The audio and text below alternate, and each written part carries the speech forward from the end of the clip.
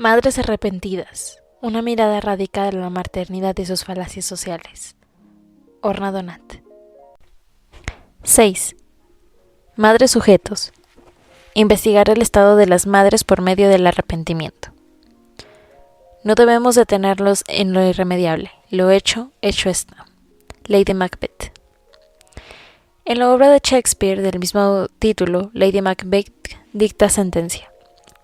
Se me permitirá que discrepe.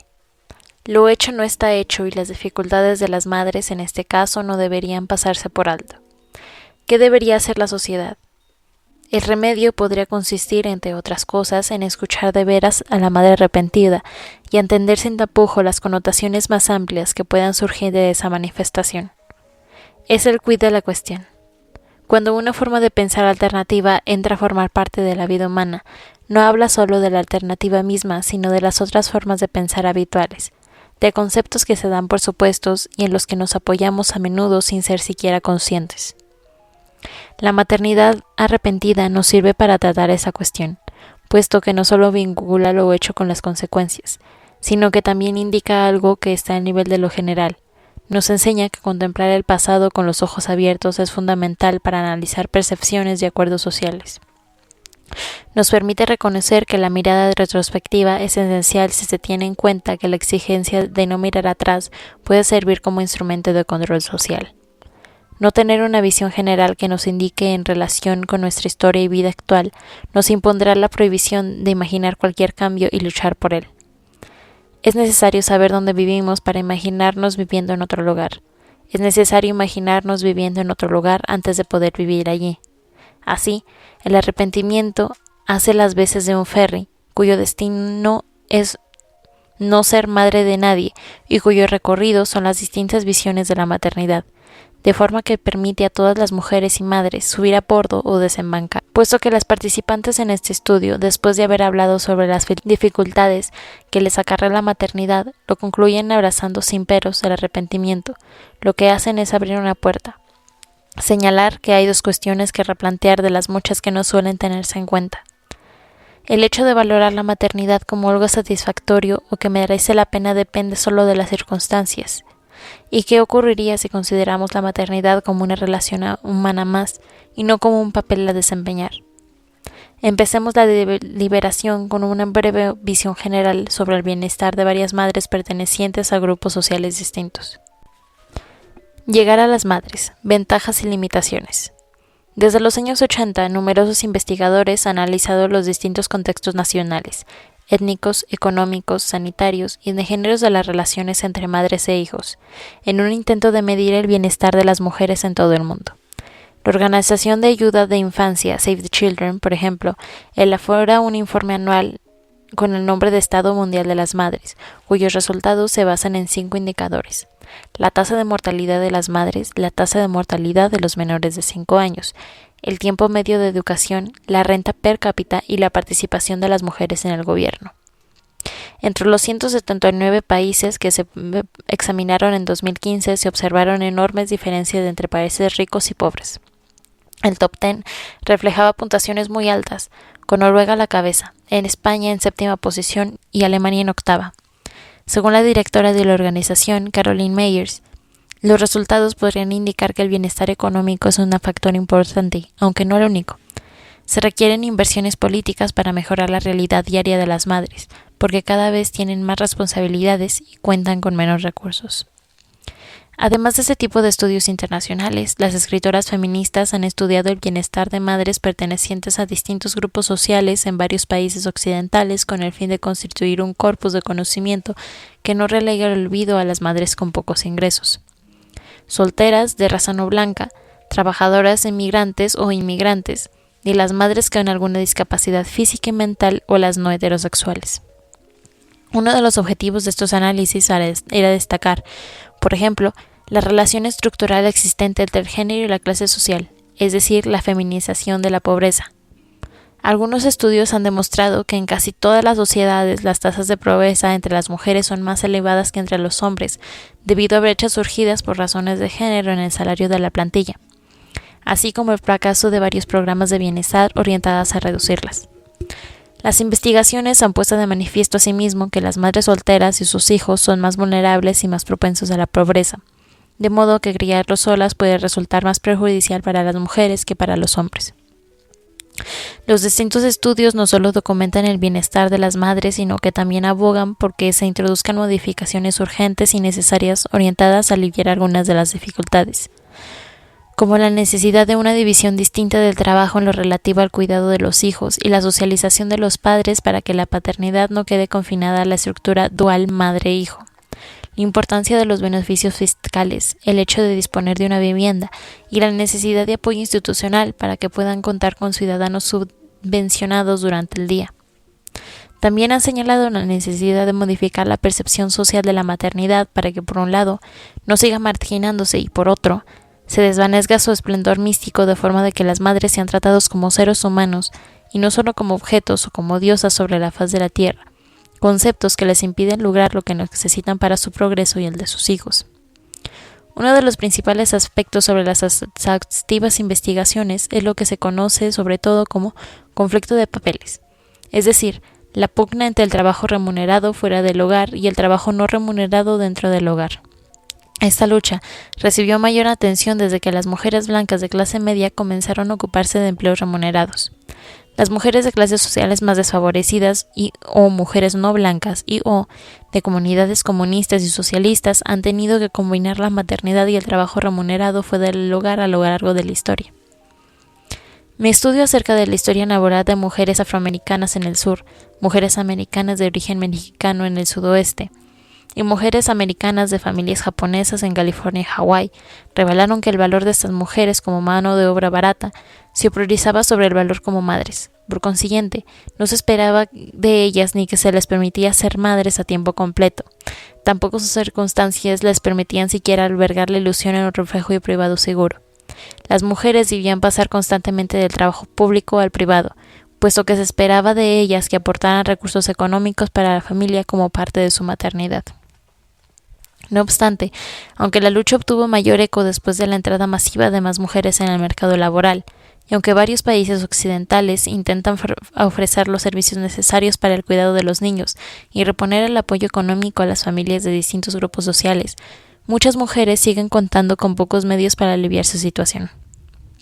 Por el contrario, la enorme presión dirigida a un mayor número de mujeres para que combinen ambas cosas, mientras se espera que ellas se aseguran de que son buenas madres, conduce a restricciones, a una dificultad que soporta más atención que nunca. En casa me resulta difícil desconectar porque siempre tengo que estar alerta, por si me entran mails del trabajo y en el trabajo me desespera no ir, por ejemplo, al desayuno de madres del parvulario.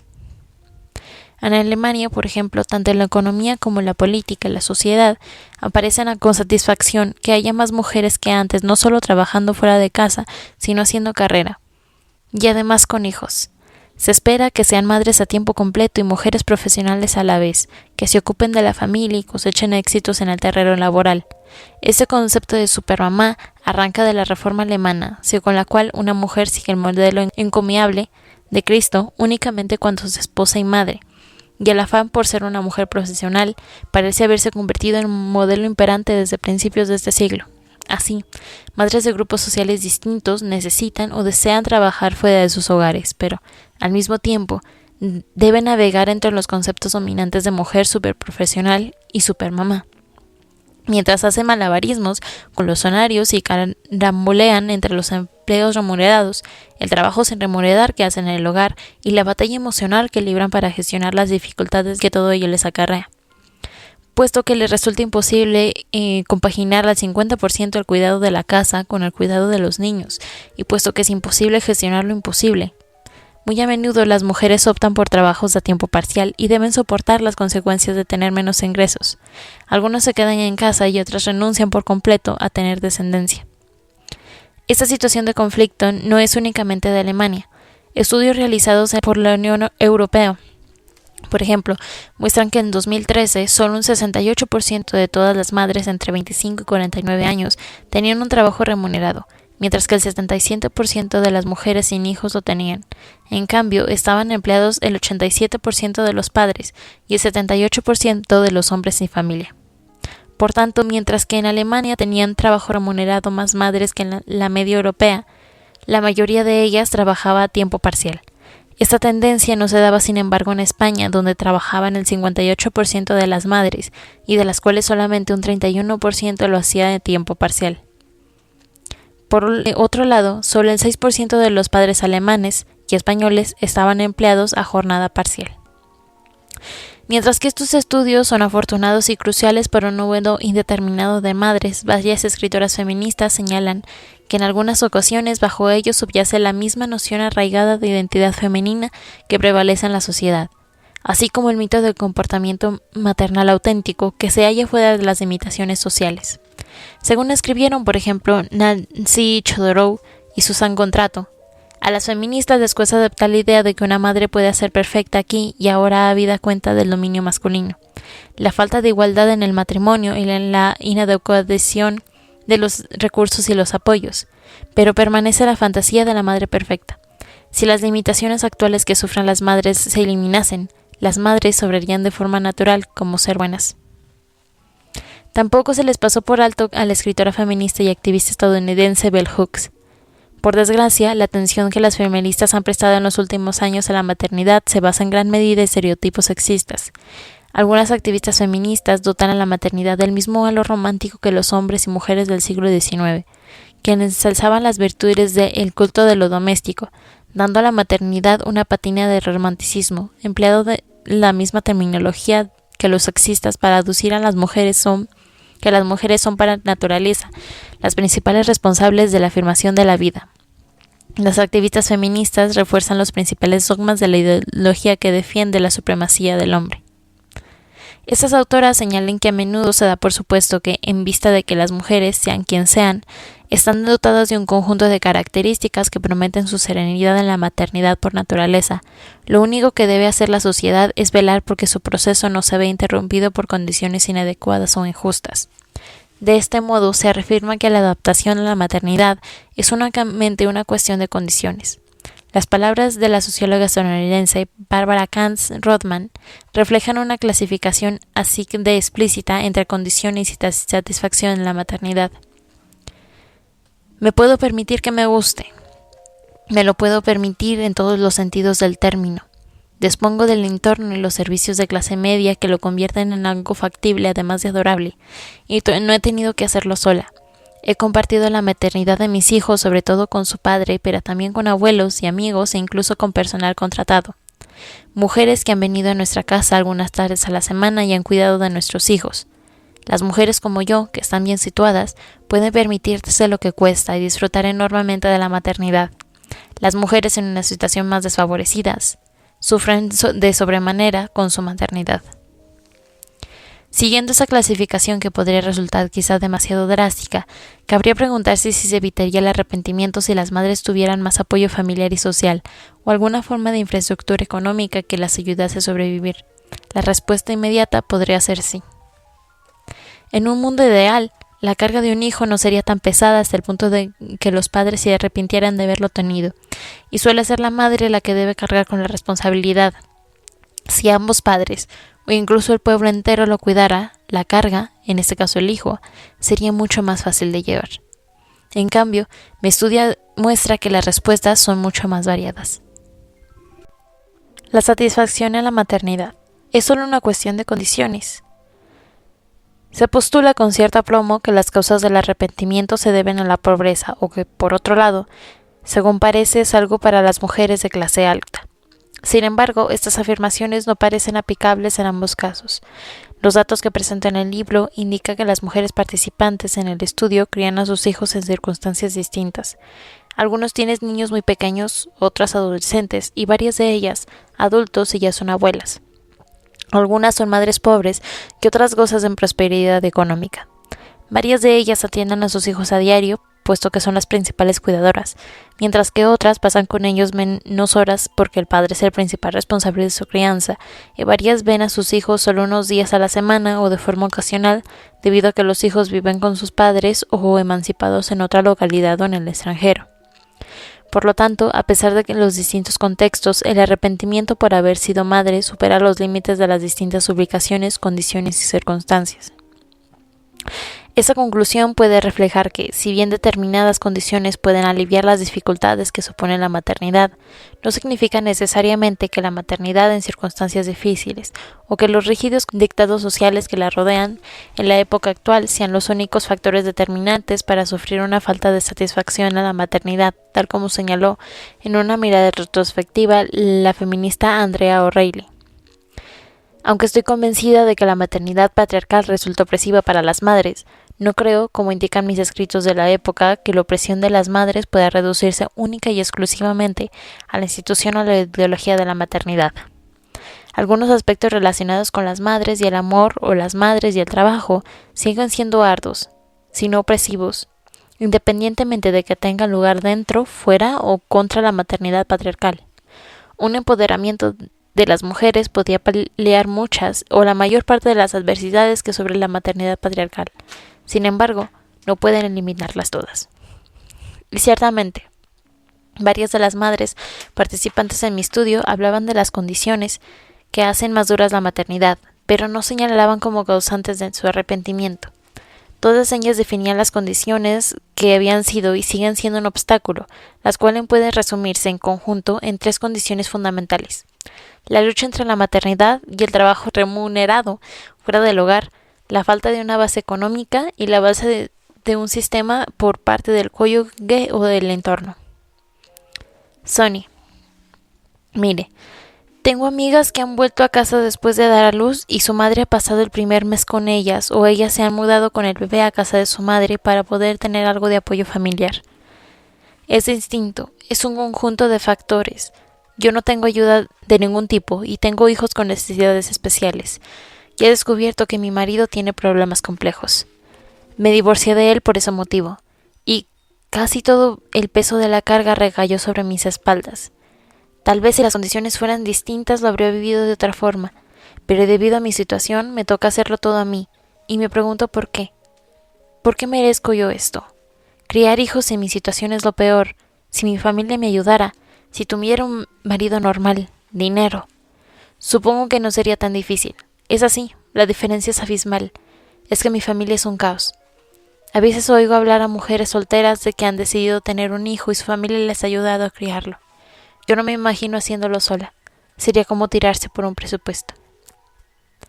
Brenda: cuando los niños tenían 6 años yo los criaba sola. Lo que convirtió mi vida en un infierno fue el hecho de que, la mayor parte del tiempo, era su única cuidadora. Por el mero hecho de criarlos sola me he encontrado en un estado de pobreza que sin duda me acompañará el resto de mis días. Tenía que sacar adelante a mis hijos y desempeñar varios trabajos durante el día. Cuando volví a casa, me pasaba hasta las 11 de la noche organizando cosas, cocinando, lavando, y solo cuando ellos iban a la cama me permitía tomarme un café. No tenía ni tiempo para disfrutar de mis hijos, ni los medios para contar con algún tipo de ayuda. Sony y Brenda tuvieron a sus hijos en el marco de una relación de pareja, pero en la actualidad están divorciadas o separadas. Con resultado de ello, son madres solteras, las únicas que actúan como sostén económico de la familia y que mantienen la relación con sus hijos a medida que crecen, estando incluso el padre presente en el segundo plano. Es importante destacar que no todas las madres que crían a sus hijos en estas condiciones se arrepentirán de su maternidad en particular o considerarán la maternidad como algo opresivo en general.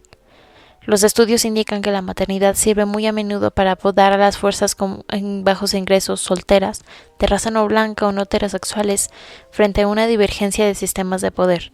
Es decir, que la fuente de su conflicto no es la maternidad, sino la mera lucha por sobrevivir en condiciones de pobreza, racismo, homofobia y sexismo. La trabajadora social e investigadora israelí Michael Kromer-Nebo, por ejemplo, que realizó un estudio con mujeres que vivían en condiciones de pobreza, logra indicar qué significa la maternidad para mujeres que se enfrentan a una marginalización multifactorial. Participantes de su estudio se expresaban con estas palabras: mis hijos son la única razón para vivir. Cuidarlos es lo que me da fuerza y me motiva a salir a trabajar.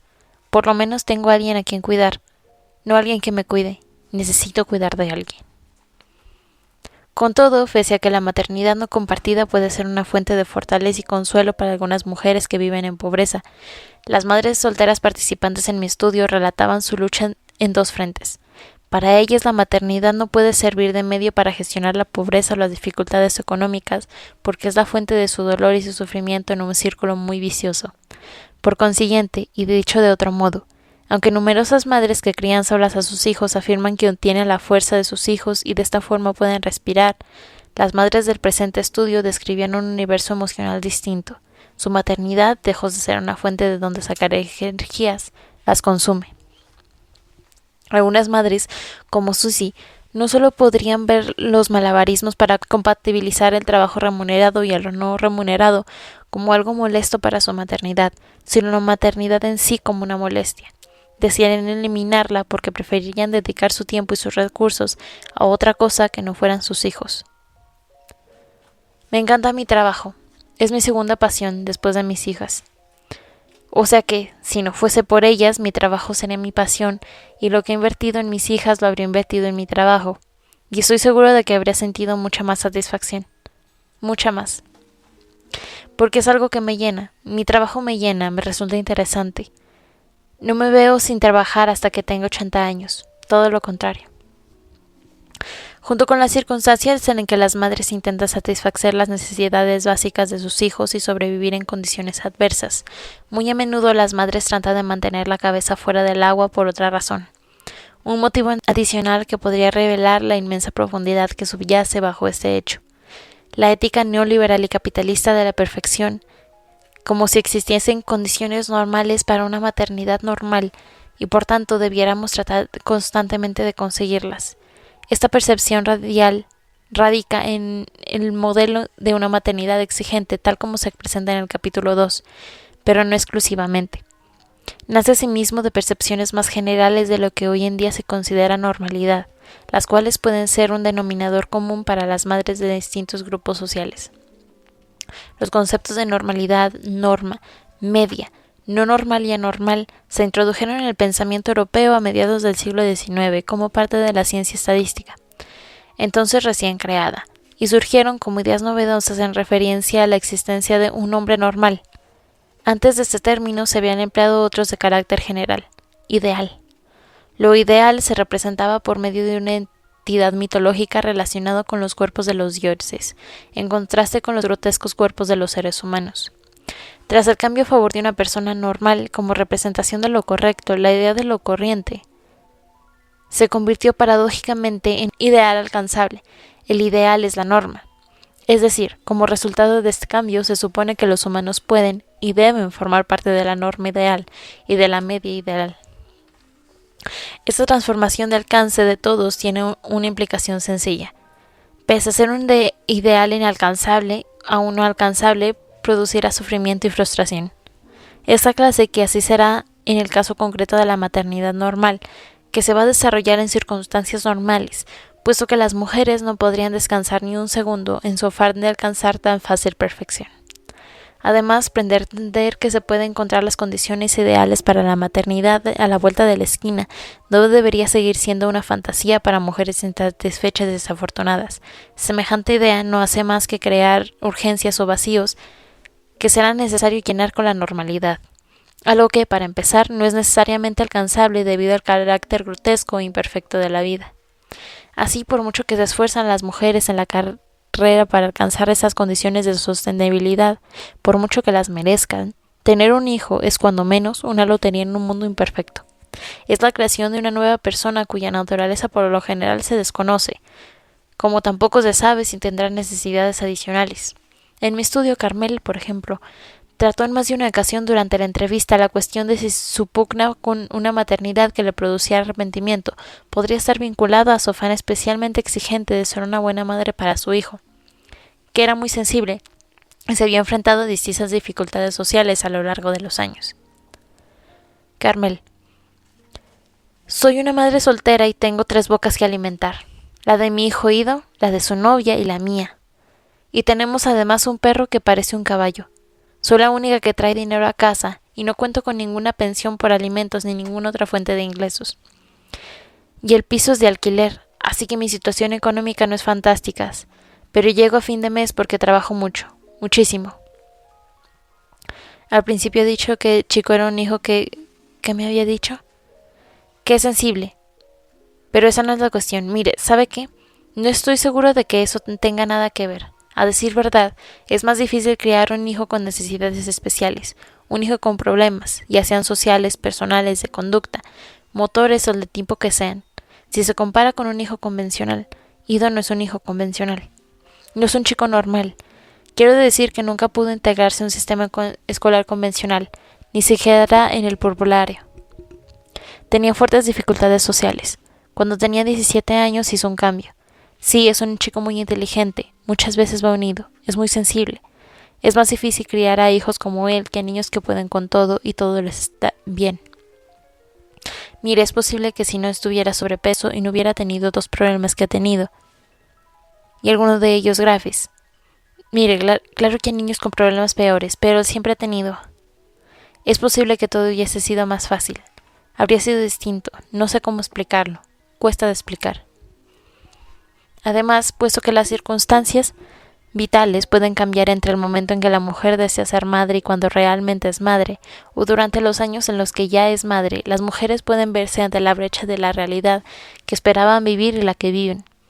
En esta situación, las mujeres pueden enfrentarse de forma fortuita a una serie de acontecimientos con el fallecimiento del cónyuge, la insolvencia, enfermedades y accidentes, que las conducen a un mundo completamente nuevo, que habría sido impredecible un instante antes. A veces se dan otros factores imprevistos, como que las mujeres puedan quedarse embarazadas en una relación de pareja o en el contexto halagueño de una aventura amorosa y encontrarse luego en un papel de madre soltero, tras un divorcio o una separación. Es el caso, por ejemplo, de una mujer sueca que se arrepiente de haber sido madre, entre otras cosas debido a un doloroso cambio de planes, y que expresa como desgarradoras palabras. He pasado mucho en este tema tabú desde que quedé embarazada. Ocurrió más rápido, con el hombre del que estuve enamorada poco tiempo. Después de algunas semanas me di cuenta de que no podía vivir con él. Esperaba sufrir un aborto espontáneo y decidí no interrumpir mi embarazo, aunque al mismo tiempo me entristecía pensar que la maternidad me vincularía para siempre a ese hombre. También temí sentirme ligada y privada de libertad cuando me di cuenta de que tendría que cargar con gran parte de la responsabilidad. Al estar embarazada y haber cortado mi relación con el futuro padre, sentí en cierta forma que mi vida había terminado. Aparte de las mujeres que se quedan sin pareja con la que compartir por lo menos algunos aspectos de la paternidad, las mujeres que viven de forma estable con su pareja no se ven tampoco privadas de posibles discrepancias entre la realidad que desean y la realidad actual, puesto que la transformación del amante o padre o madre en general y a padre en particular puede revelar características personales o una división del trabajo estructurada por género que no se tuvieran en cuenta antes de hacer frente a la circunstancia de tener al hijo real. Erika. La gente siempre me preguntaba, ¿trabajas? Y yo contestaba, no, me paso el día tocando el piano. Pues claro que trabajo, en casa. He trabajado como una burra en casa. No veía nunca la luz al final del túnel, y habría sido bastante distinto si él me hubiese ayudado. Sonny. El mayor rechazo fue antes de dar a luz a mi tercer hijo. Entonces me di cuenta de que toda la carga se venía sobre mis hombros mientras él hacía lo imposible por escurrir el bulto, para evitar su parte de responsabilidad. Entonces me dije, maldita sea, ¿acaso me lo merezco? La cosa es que al final no hemos quedado solas. Se esperaba que nosotras que trabajemos fuera de casa, dentro de casa, que seamos supermujeres en todas partes, que seamos perfectas y al mismo tiempo nadie juzgue a los hombres. Es un absurdo sin pies ni cabeza. Siempre digo que la vida moderna no es beneficiosa para las mujeres porque en ese sentido los hombres no son compañeros. No lo son. Y cuando ayudan, quien necesita el tipo de ayuda que prestan. Lo siento. Se supone que hay que colaborar por partes iguales o no colaborar en absoluto. Si un hombre no es competente con todo su corazón, que nadie lo haga, bajo ningún concepto. Hasta ahora hemos considerado las condiciones que hacen más difícil la tarea de ser madre, aunque por sí mismas no eliminarían necesariamente el arrepentimiento. Para otras madres la maternidad en sí es insoportable. Algunas la describen como una identidad completamente foránea. Sky. Miren, es un sentimiento difícil, que no pueda desempeñar el papel que me toca, cumplir como responsabilidad de una forma satisfactoria, de una forma que me permita disfrutar mi paternidad. Y me pregunto por qué tengo que sufrir. Tal vez pueda disfrutarla. No puedo ni imaginarme disfrutándola. Ni se me pasa por la cabeza la idea de disfrutar siendo madre, disfrutar el rato que paso con mis hijos. No tengo paciencia para eso. Tirsa. No tenía tiempo de suficiente y principalmente no deseaba ser madre.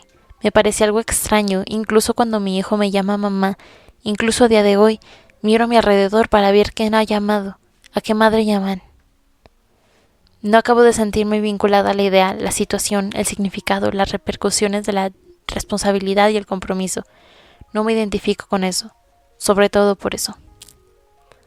Muchas veces no se concibe la idea de que la maternidad en sí, per se, puede resultar intolerable a las madres, ya que supuestamente es su razón de ser. Esta creencia implica que una de las reacciones más frecuentes sea atribuir el arrepentimiento a la lucha entre la maternidad y el trabajo remunerado. Este supuesto tiene un contexto más amplio en el debate social, dado que la maternidad y el trabajo remunerado fuera del hogar son las dos únicas opciones por las que pueden optar las mujeres en el imaginario colectivo. O quiere ser madre o quiere realizarse profesionalmente. Sin embargo, tal vez la realidad se difiera. En mi historia anterior sobre las mujeres que no deseaban ser madres, escuché a mujeres que decían que hacer carrera les quedaba tan lejos como la maternidad. Muchas de ellas, que eran niñas y adolescentes, sabían que no deseaban parir ni criar hijos. Por tanto, la idea de que una mujer no desea ser madre no viene determinada ni está vinculada a la lucha ampliamente debatida, sino que precede este tipo de consideraciones. Otras mujeres no afirmaron únicamente que solo querían o necesitaban ganarse la vida sin ambición de ser mujeres de carrera, sino que hicieron hincapié en el hecho de no ser madres en realidad las liberaba de la competencia que implica ser una mujer de carrera. Por ejemplo, en el foro de Internet, mujeres que no desean tener hijos, varias participaban y realizaban las siguientes observaciones. Me enfurece que todo el mundo presuponga que el centro en torno al cual gira la vida de quienes no somos padres sea una carrera profesional exigente o un hedonismo definido. Viendo lo que se ve en este foro, está claro que esta perfección es inexacta. Aquí predomina, por ejemplo, temas como la música, la filosofía y el voluntariado. La gente habla constantemente sobre el dilema entre profesión e hijos, pero tal vez haya quien no quiera ni una ni la otra. Puede que haya quien desee ganarse la vida para seguir haciendo lo que le gusta, pero no quiera hacer carrera o progresar en una profesión. A mí, por ejemplo, no me interesa en absoluto. Esta observación se realizó asimismo en un estudio sobre mujeres y hombres canadienses que no deseaban ser padres, en contraste con la dedicación y el afán de algunas parejas sin hijos que tienen ambiciones profesionales. Algunos de los participantes estaban satisfechos con el hecho de no tener hijos, no solo porque esta circunstancia les daba la libertad para progresar en el terreno profesional, sino porque les daba la libertad de no hacerlo. El hecho de considerar la maternidad y la vida profesional como las dos únicas opciones existentes, dando por sentado al mismo tiempo que no existe ninguna otra razón para no querer ser madre de nadie, anuda la diversidad de identidades de las mujeres, unas identidades que van mucho más allá de ser femenina perfecta y desear ser como un hombre, o suponer que una mujer o bien desea parir o criar hijos o bien desea competir en la esfera pública. Oprime otros deseos reales en un número indeterminado de mujeres que no desean ni una cosa ni la otra. Pero no solo eso, también extingue el deseo de las madres que quieren y pueden quedarse en casa criando a sus hijos sin que se considere mujeres que han renunciado a sí mismas, como si la única forma de considerar que se tiene una vida significativa fuera demostrando logros reales. La combinación de patriarcado y capitalismo crea nuevamente un binomio que no deja espacio para que las mujeres sean consideradas por los demás como seres humanos capaces de determinar con autonomía cuál es el sentido de su vida, incluso de dictaminar que el sentido de la vida es que no lo hay en absoluto. En cuanto a la pregunta sobre las circunstancias, sigue habiendo un vínculo entre madres y no madres, ya que a menudo se dice que las mujeres que renuncian a tener hijos lo hacen en vista de las condiciones que pintan la institución de la maternidad como opresiva. Encontramos un ejemplo de ello en el siguiente fragmento de la periodista y escritora estadounidense Anna Newitz, que escribió sobre la atracción que siente la gente por el infanticidio. Newitz afirma de forma interesante que la atracción de estos casos no es la atracción por la idea del infanticidio, sino que se trata más bien de la eliminación de percepciones tradicionales de la maternidad, ya que dichas percepciones asfixiaban a las madres. Newitz no es madre y afirma que le habría gustado tener y criar hijos en una realidad social distinta, sin ahogos de ningún tipo. Si viviera en un lugar donde los niños se pudieran criar en comunidad, con muchos padres afectuosos en lugar de solo uno o dos, consideraría el cuidado de los hijos como un honor y un placer. Si el cuidado de los hijos se tratara como una forma de trabajo y no como un pasatiempo para después de la jornada laboral, con su tiempo de calidad, la paternidad me parecería más atractiva, tal como la conozco yo. En cambio, es inaceptable. Es una carga con que demasiada frecuencia recae sobre las mujeres de forma de tarea que se supone debe amar por naturaleza y por la que raras veces obtiene reconocimiento o estima social de importancia. Cuando hombres y mujeres de todas las orientaciones sexuales crían a sus hijos con respeto y de forma comunitaria, me despojaré de mi rebeldía reivindicativa, tiraré mis libros sobre crímenes reales y ayudaré a los hombres a cambiar pañales. Hasta entonces, no deseo ser madre. Con estas palabras, Newes plasma la actitud de numerosas mujeres que no desean ser madres en determinadas circunstancias, pero sí querrán serlo en otras circunstancias. No obstante, hay otras mujeres que no atribuyen su falta de voluntad para no ser madres al tema de las condiciones. En mi estudio anterior, la mayoría de las participantes dijeron que, aunque fueran las madres más ricas de la tierra y o tuviesen toda la ayuda que se necesita para criar un hijo, seguirían sin querer parir ni criar niños, puesto que simplemente no desean ser madres. Resultados similares arrojó mi planteamiento en el foro de Internet Mujeres que no desean tener hijos en 2012, en el que preguntaba si en determinadas condiciones reconsiderarían ser madres, es decir, en un ámbito donde reinara el lema «se necesita una tribu entera para educar a un niño», o que estuviesen conforme con las premisas de Newes, la mayor parte de quienes respondieron decían que no existe tal condición. En otras palabras, prefieren seguir no siendo madres sean cuales sean las circunstancias. Las afirmaciones siguientes de las participantes en el foro reflejan este sentimiento.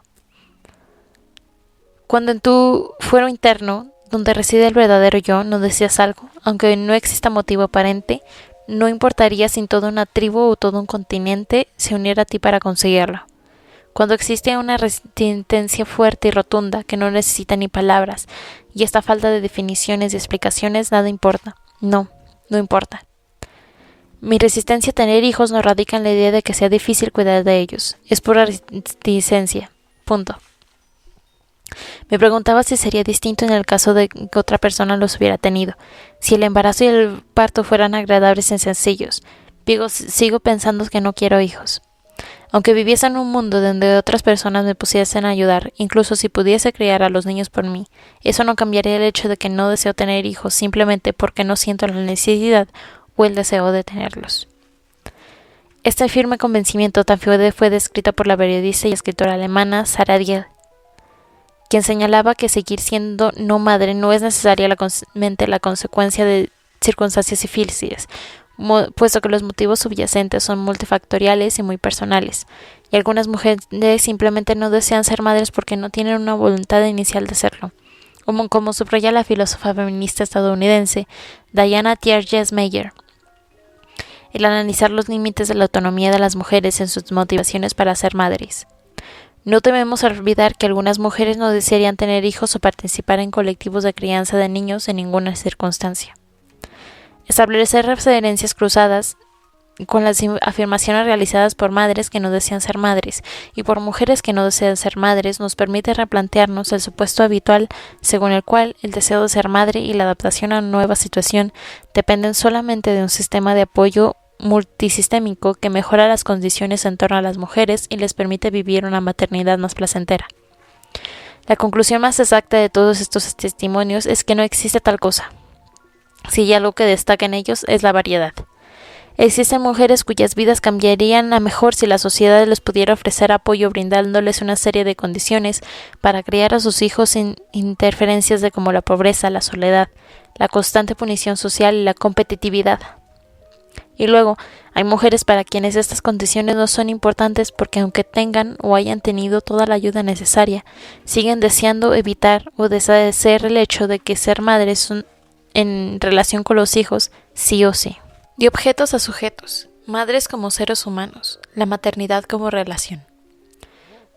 Según la socióloga Elba Illouz, desde hace unas décadas las familias se han convertido en el marco ideal para realizar estudios sobre eficacia, a imagen y semejanza de los que se realizan en los lugares de trabajo. Como contrapartida, en el ámbito laboral, se ha calado el lenguaje de las emociones. Esta fusión ha desembocado en lo que Luz denomina capitalismo emocional, en cuyo marco de las relaciones íntimas se han vuelto cuantificables y mensurables por medio de métodos de cálculo que les confieren características comerciales. A menudo las madres rechazan que sus familias hayan arraigado esta lógica en las relaciones competitivas, individualistas e impersonales.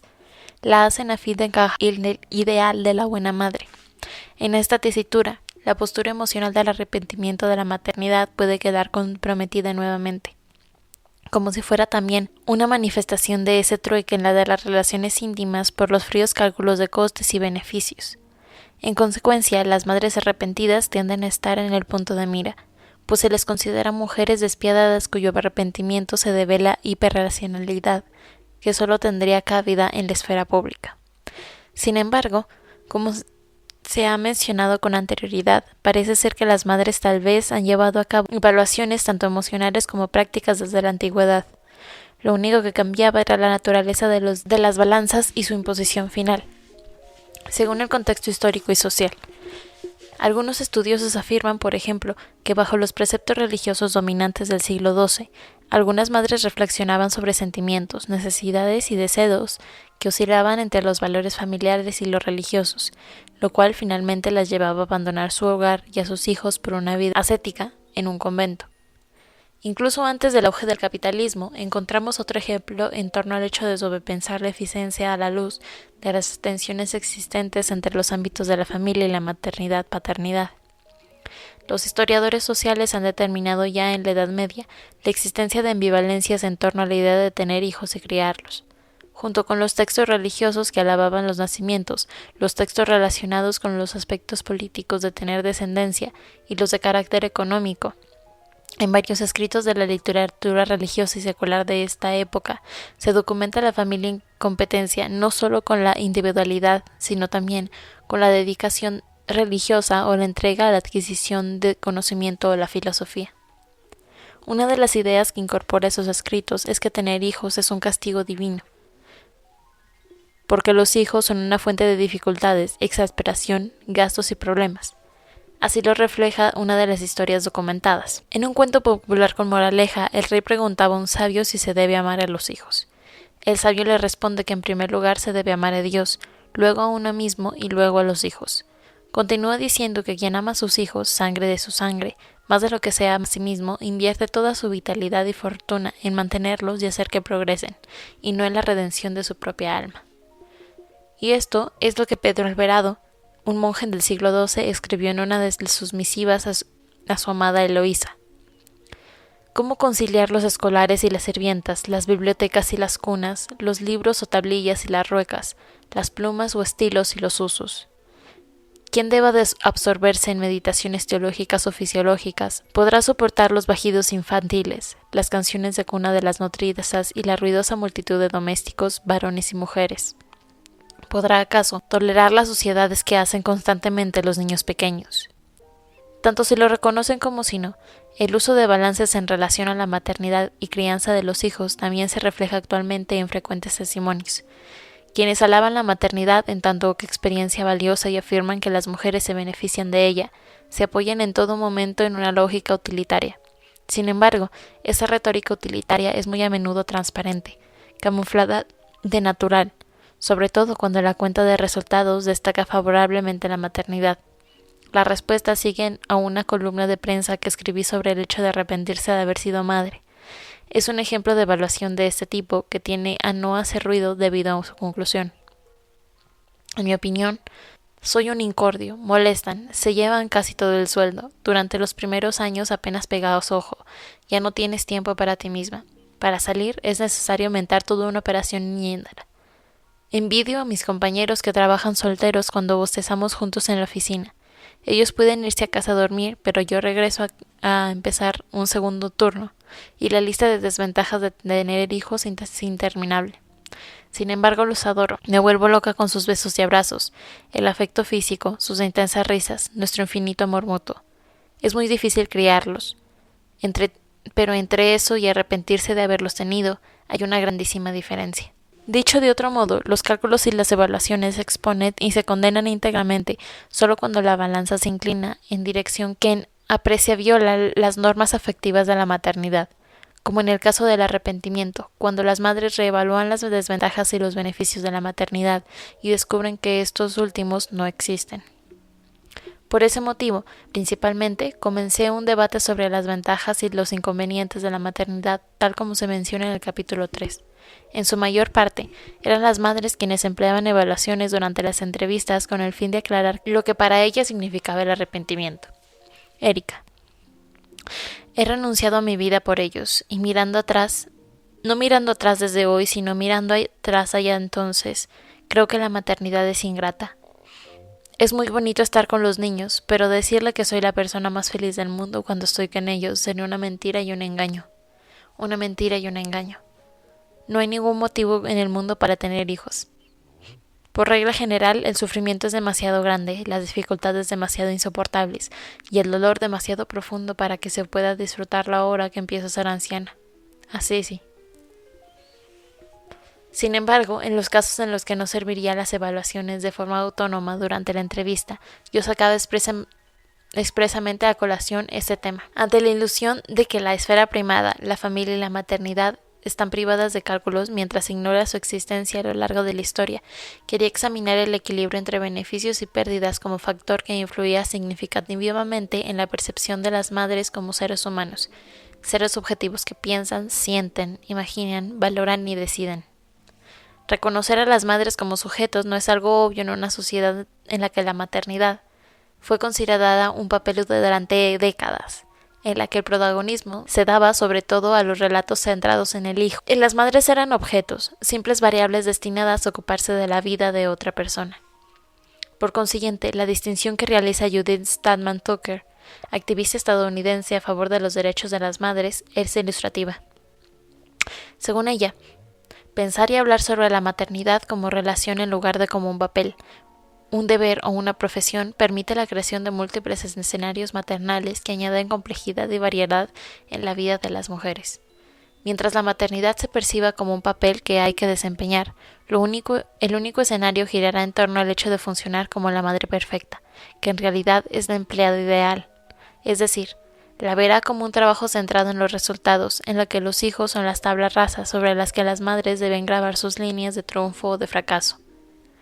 Concebir la maternidad como relación puede permitirnos entenderla como la conjunción entre dos individuos específicos que mantienen una relación dinámica que cambia con frecuencia.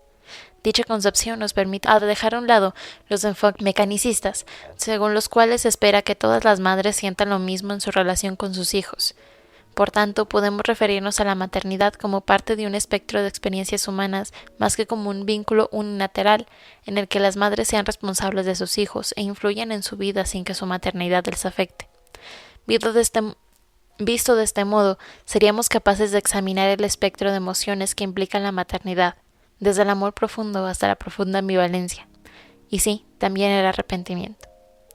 Por tanto, y puesto que la postura emocional del arrepentimiento incluye que los sujetos hagan balances y estimaciones y tomen decisiones, no es de extrañar que muchas de las madres participantes en este estudio estén activamente implicadas en la evaluación de los beneficios e inconvenientes sujetos a la maternidad.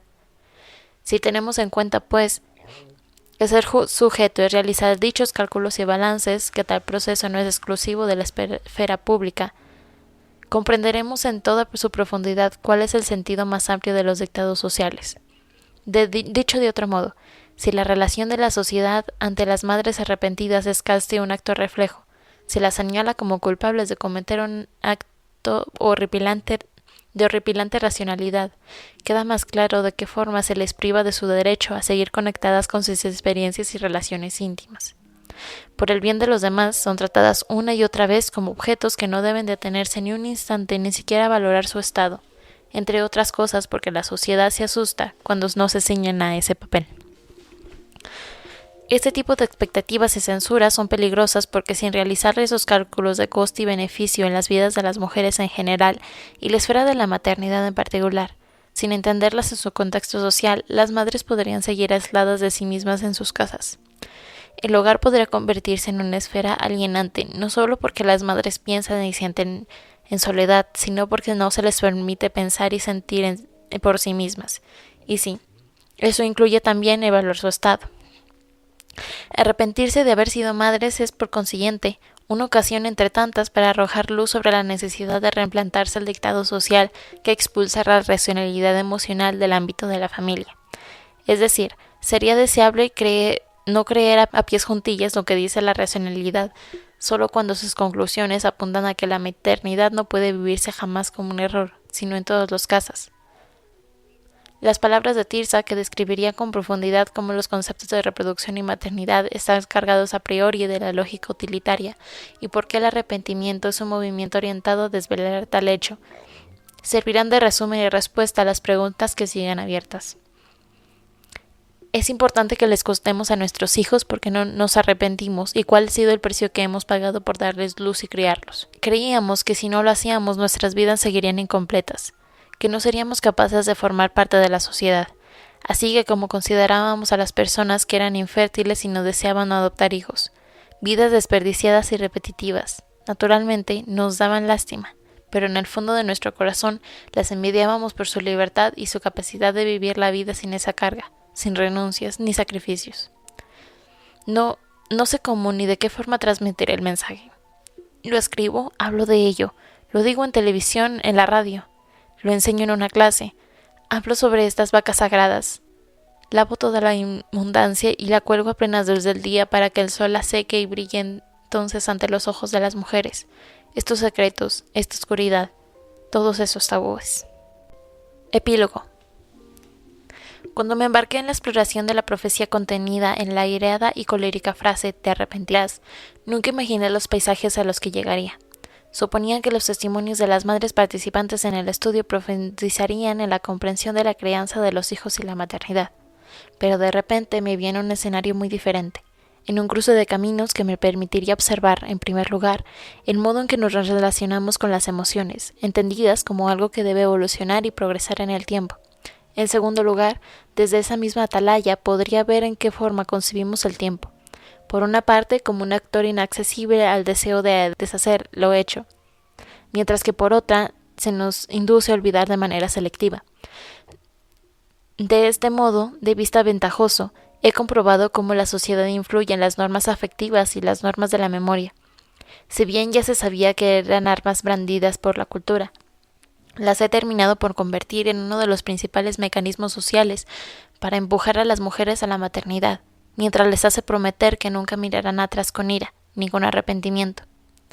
Así pues, si nos empeñamos en ver la maternidad como un ámbito vital intacto por el arrepentimiento, estaremos ignorando cómo operan los órdenes sociales. Estos, con el fin de perpetuarse y beneficiar a quien los sustentan, se aprovechan de las normas afectivas y las firmes convicciones que tenemos sobre el curso necesario de las emociones y el tiempo. Cuando la gente no cree que existan madres arrepentidas, o cuando, dado el caso, sienten rabia contra ellas, lo que se expresa en realidad es que es peligroso que las mujeres vuelvan la vista atrás y evalúen el pasado de la maternidad como algo que no merece la pena. Supongo que es un hecho que no debe extrañarlos, pues una y otra vez se exige a las mujeres en general y a las madres en particular que den un paso al costado y se olviden de sí mismas. Quizá deberíamos replantearnos por qué motivo de indignación que las mujeres utilicen su memoria. Esta ira y desconfianza hacia las madres arrepentidas tienen su origen sin duda en el carácter sagrado de parir y criar a los hijos, así como en la creencia de que la maternidad es lo más maravilloso que le puede ocurrir a una mujer, aunque no sea un camino de rosas. Pero sus raíces no solo están ahí, sino también en una sociedad neoliberal y capitalista que rinde culto al espíritu del progreso mientras nos impide a diario reforzarnos por la mejora personal y el crecimiento. Bajo el influjo de este espíritu, la idea colectiva consiste en pensar que el paso del tiempo acabará forzosamente haciendo que las mujeres se sientan a gusto con la maternidad. De lo contrario, deberían ser castigadas, por no asimilarse a la común ilusión de que ser una madre conduce siempre a un final feliz. Otra fuente de ira está en la marca de género que realizamos al tratar del arrepentimiento, como un sentimiento visceral e impulsivo o como un pensamiento frío y calculado, Cuando lo vemos como un sentimiento visceral e impulsivo, las madres arrepentidas quedan en el punto de mira, pues se las considera mujeres emocionalmente peligrosas, incapaces de controlar sus sentimientos y superar su lamento inútil. Si como sociedad se nos pidiera componer un retrato del arrepentimiento, me lo imagino como una mujer sin huesos y con greñas hundidas en los brazos inertes del pasado. Cuando nuestra aproximación al arrepentimiento es la de un pensamiento frío y calculado, las madres quedan igualmente en el punto de mira, ya que se ven como mujeres despiadadas que se arrepienten debido a su racionalidad exacerbada, reservada solo para los hombres y para todo lo que acontece en la esfera pública. De una u otra forma, son madres que se ven atrapadas bajo el yugo de una sociedad que no da cabida a una figura femenina que desea no ser madre de nadie, sin que se la califique de absurda imitación varonil o de una mujer defectuosa que debería ser reiterada de circulación. Sin embargo, la ira derivada también de una razón tan sencilla como la siguiente. Se entiende que preocupa permitir que las madres expresen su arrepentimiento por la maternidad porque herirían a sus hijos. Dicha preocupación no está alejada de la realidad, como he podido presenciar dado la angustia que sentían las madres entrevistadas y lo mucho que las inquietaba pensar que sus hijos supieran lo que pensaban y sentían ellas. Así pues, ¿por qué deberíamos insistir en hablar del arrepentimiento? ¿Qué sentido tiene dar voz a las madres arrepentidas? En más de una ocasión me he reprochado que persista en el tema por el hecho de que soy una mujer que no quiere ser madre. Según mis acusadores, el realizar un elogio del arrepentimiento, lo que yo estaría intentando justificar es mi propia falta de voluntad para ser madre, algo que supuestamente haría buscando pruebas de que la maternidad es mala para las mujeres y convenciendo a otras congéneres de que la eviten. Esta es una vinculación distorsionada, sobre todo porque nunca he sentido que mi falta de voluntad para ser madre sea un problema que necesite ser resuelto. No pretendo exaltar el arrepentimiento de las madres. Tampoco me propongo reducir la tasa de natalidad o criticar a las mujeres que desean fervientemente ser madres, porque en dichos casos apoyo la maternidad, y porque no me creo con derecho de dictar a otras mujeres cómo deben vivir su vida, ni dar por sentado que yo lo sé mejor que ellas. Este tipo de saber arrogante para con las demás me resulta exactamente igual que el patriarcado, que habla de manera pretenciosa en nombre de las mujeres y en su favor. Como mujer, como hija que soy naturalmente, como socióloga y como feminista, creo que la cuestión debería plantearse a la inversa. ¿Cuáles son las consecuencias de silenciar el arrepentimiento? ¿Quién paga el precio de fingir que no existe? Este libro insiste en que quienes pagan el precio son las mujeres que no quieren ser madres, las madres que no quieren serlo, y los hijos. Todos ellos sufren las consecuencias reales del orden social que les convierte o nos convierte en embajadores de un tipo muy concreto de disposiciones. Las velan por todos nosotros porque demasiado a menudo sirve a los demás y no a nosotros. Como mujer, como tía de 3 sobrinas, como socióloga y como feminista, creo que la libertad de elección debería estar al alcance de todas, lo cual garantizaría que las mujeres tuvieran la oportunidad de ser dueñas de su cuerpo, su vida y sus decisiones. El hecho de que quedarse sin ser madre de nadie siga siendo sujeto a estereotipos, sanciones y castigos pone de manifiesto que en realidad no elegimos con libertad. El sentido profundo de mi insistencia al hablar del arrepentimiento se reveló asimismo cuando las mujeres participantes en el estudio lo vieron como un medio que les servía de documentación. Algunas de ellas me pidieron que les enviaran la transcripción de las entrevistas incluso 1 año o 3 años después de habernos conocido, para poder leerlas y embozar un mapa mental y emocional. Sus comentarios señalaban que el documento escrito y la capacidad de volver a él de cierta distancia con el tiempo, desde el futuro, les resultaba de gran valor. Además, en la correspondencia que he tenido con algunas de ellas a lo largo de los años, no pocas describen el estudio utilizado de manera reiterada la metáfora de que ofrecía una plataforma que les permitía expresarse y ver sus palabras publicadas, oídas y leídas, para que por fin la gente pudiera escucharlas y reflexionar sobre ello. Sony, por ejemplo, dijo lo siguiente al final de nuestro encuentro. He venido preparada emocionalmente, consciente de que iba a hablar de ello y abrirme, y que luego, lo dicho queda atrás, metido en un huequecito, y yo lo escondo enseguida y sigo adelante. No es que sea un tema de conversación que trate diario, Cuando hablo con personas cercanas a mí, intentamos no abordar demasiado en él, porque duele. Resulta doloroso hurgar en la herida una y otra vez, como ocurre con cualquier otro dolor. No me supone ningún problema hablar de ello. Cuando empiezo a venir a hablar con usted, me siento divertido porque hablo de un tema que es totalmente tabú y me expreso con total libertad y sinceridad, explayándome a mis anchas. Es como ir al psicólogo o algo así. Para cualquier otra persona puede parecer algo horrible de lo que está prohibido incluso hablar, y aquí puedo hablar sin contrapisas. Lo disfruto mucho. Por otra parte, está el hecho de que sé con certeza que puedo salvar a otras personas, así que para mí vale la pena. Hoy me voy de aquí con una buena sensación. Sé que estoy ayudando a otras mujeres y que estoy liberándose. Me siento muy bien por ello. Cuestionarse qué implicaciones ha tenido el estudio para todas nosotras es ponerse a andar por la cuerda floja de la sociología crítica, la que acomete para ir al fondo de asuntos que causan molestias, dolor y heridas en la vida de la gente. Por un lado, tratar este tipo de temas puede tener por sí mismo consecuencias llenas de tormento. Por otro lado, evitándolos dejaremos de entender algunas realidades y perderemos la capacidad de cambiar algo. Este es precisamente uno de los motivos por los que las mujeres desearon participar en el estudio, tal como indicaba por ejemplo los comentarios de Sonny. Este libro no es más que el comienzo de un camino. En mi opinión, dicho camino debe ramificarse hacia otros ámbitos, pues no se ha analizado con la suficiente profundidad. Por ejemplo, la manera en que el arrepentimiento de las madres se ve atrapado en mitos neoliberales de elección, un tipo de ideas al que se recurre para inducir a las mujeres a seguir la senda de la maternidad, y que al mismo tiempo exime a los propios grupos de presión que lo ejerce de las posibles consecuencias, que acaba recayendo sobre las mujeres que han dado un paso a la maternidad. Además, un análisis más profundo de esta incitación puede propiciar una mejor comprensión de la lógica social de la idea de la responsabilidad. Mientras que en el terreno legal la expresión del arrepentimiento se considera una prueba de que las personas asumen la responsabilidad de sus acciones. Cuando se refiere a la crianza de los hijos en la maternidad, el arrepentimiento se ve como una renuncia por parte de las madres a asumir cualquier responsabilidad. Asimismo, en el ámbito legal, el arrepentimiento se considera una prueba de la cordura e integridad moral de la persona. Pero expresarse en términos similares en la esfera de la maternidad se ve como una prueba de inmoralidad y ausencia de cordura. No sostengo que expresar arrepentimiento por un delito cometido sea lo mismo que expresar el arrepentimiento por la maternidad.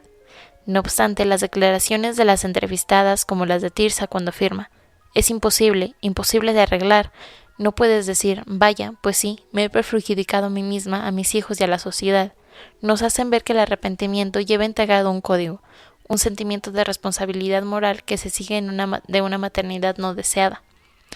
Este sentimiento de responsabilidad trasciende la esfera privada, porque tiene en cuenta sus consecuencias sociales. Así, en lugar de tratar a las madres arrepentidas como mujeres egoístas e inmorales que solo piensan en sí mismas, se puede realizar un análisis más profundo del arrepentimiento. Nos permitirá comprender cómo en ocasiones el mismísimo dictado de las mujeres se ha de ocupar solo de sus asuntos, tiene consecuencias últimas bastante inmorales. Así lo formuló la activista escritora feminista estadounidense Ellen Peck, a propósito de una frase de la pareja de investigadores Rastum y de la Roy.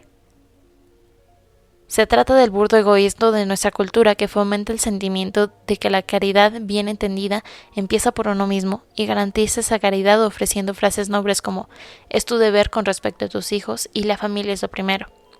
La familia acaba siendo una verdadera esponja que absorbe y se apropia de toda posible muestra de afecto que pudiera prestarse al mundo exterior. Y aún prosigue Peck. Bebés y niños, en especial los propios, pueden hacer que perdamos la vista de la comunidad en conjunto.